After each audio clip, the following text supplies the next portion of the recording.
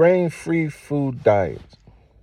Why I don't like them, why the vet field don't like them, is because they do not promote healthy heart growth for young pups or adult dogs, okay?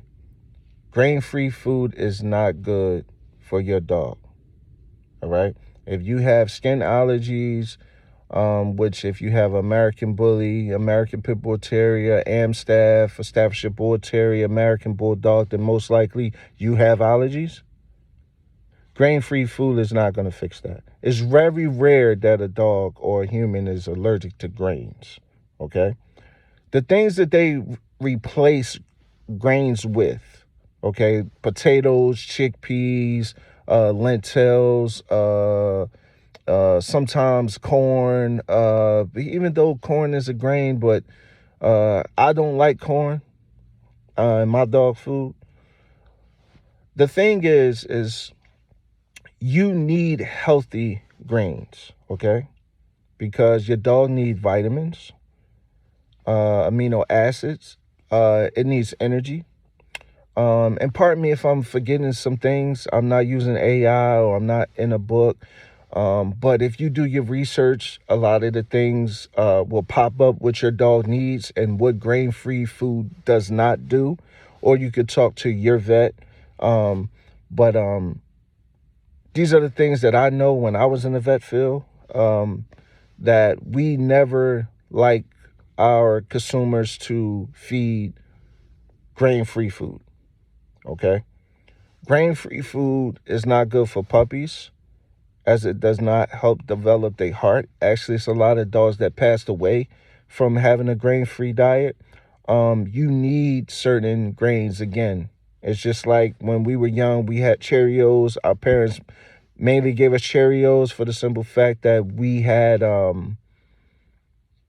they was promoting healthy heart and our cholesterol and keeping our sugar down. Dogs can get diabetes as well. Dogs can get cancers as well. Pretty much anything that we can get, dogs can get. Okay, so also we have to be mindful of that. Be mindful that your dog blood work is very important. Okay. If you have allergies, grain-free diet is not going to change that. Okay, that's when you get a prescription food, or you take your dog to the dermatologist and find out what your dog is actually allergic to. Because some people don't understand that your dog may not be allergic to chicken. It might not be the beef. It might not be the salmon that's in the food, though it could be. And if you have a bulldog, it probably is. But it could be yeast your dog is allergic to. It could be certain dyes that's in food that your dog is allergic to. So the best thing to do is to make sure to cross your T's and dot your I's before you do anything, okay, with the food. Because you want your puppies to grow up to be healthy, okay? When you got American Bully, American Pit Bull Terrier, American Bulldog, joint issues, okay, heart issues, okay, is very, very prone. So you got to make sure that you're feeding the right things to your dogs, to your pups, as you weapon those pups to help develop those hearts at an early age. And it starts all the way in when they're just little things and little pups in mom belly. And then once mom have them and she started to whelp them, then it's still very, very important at that stage. I want to talk to people a lot about knowing where your dog stands, okay? Blood work is important. Blood work is going to help you understand what's going on with your dog, okay? Making sure that you have certain tests done on your dogs. Check the ears. If your dog have a lot of yeast in their ears, then 9 times out of 10, they have allergies. Now, it's different allergies. Okay, it's different allergies, and understand the different allergies. For American Bulldogs, American Pit Bull Terriers, American Bullies, okay, it's environmental, okay? It is food, okay? It is grass, leaves, pollens, and certain mites and certain parasites that a dog can be allergic to. Okay? Certain bugs, everything. There's a lot of things that these dogs can be allergic to. So having an understanding of what you have when you have your dog, when you do your breeding. Now, my friend, in her case, when she called me this morning and asked me this question, she was like, hey, I didn't want to breed them yet. I wasn't ready. But now that I am, this is what I've been feeding. I said, man, I wish you would have called me earlier. I wish you would have called me months ago. I wish you would have asked me before now, but I'm glad that you know now. Okay? Grain-free food is not good. If you need a prescription food, go get a prescription food. Because if your dog, for instance, is allergic to, let's say, chicken or beef, then you can always get a hydrolyzed food from the vet, okay? And it's so hydrolyzed that it's broken down and processed differently that it doesn't even affect their skin if the food has chicken in it still, okay? Your dog can be allergic to beef. Your dog can be allergic to chicken. Like, it's different allergies in dogs, okay? Because different it starts from how they was bred. If you got a blue, you got a black dog, you got a brindle, 9 times out of 10, you have allergies, whether it's your pet or it's on your yard. You have allergies.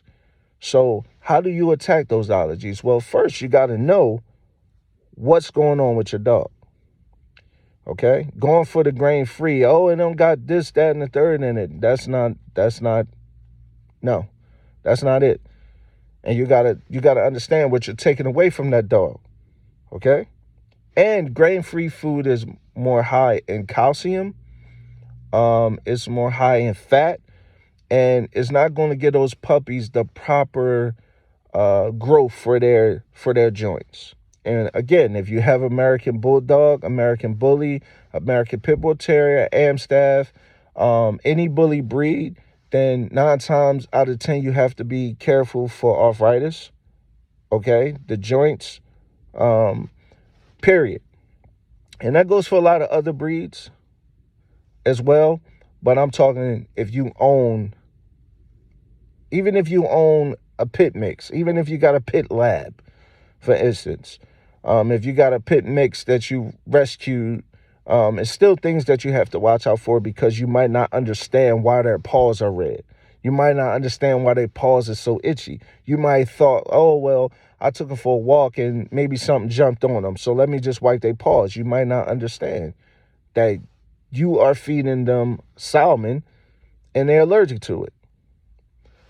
The first thing to know and the first step to it is to know, not guess. Okay? I understand that food is very, very challenging because, and it's challenging because you can have a picky eater, okay, which a lot of pit bulls or American bullies are, they're picky eaters. And it's a lot of trial and error, okay? So when you feeding the food, you want your food to be like this. You want healthy poops, okay? You don't want a lot of scratching.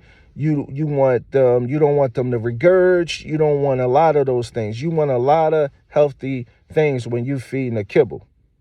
Now, this is to the people that feed the kibble. If you don't feed kibble, then I'm not talking to you. Okay? Just make sure that your raw food diet is balanced and that they're getting enough nutrition, because that's the main thing. Okay? Nutrition is number one, especially when you're whelping pups. Nutrition is number one when you're whelping pups. So let's continue to make our dogs better. Let's continue to stay in tune. Let's continue to be better owners and better breeders. Let's not think that we know everything. Let's not take people trying to help as people trying to tell you what to do. It's just to make you sharper, okay? Iron sharpens iron, always. Man, it's Duro Ricio Bully Camp. Stay up, beloveds. Take care of them dogs. Easy.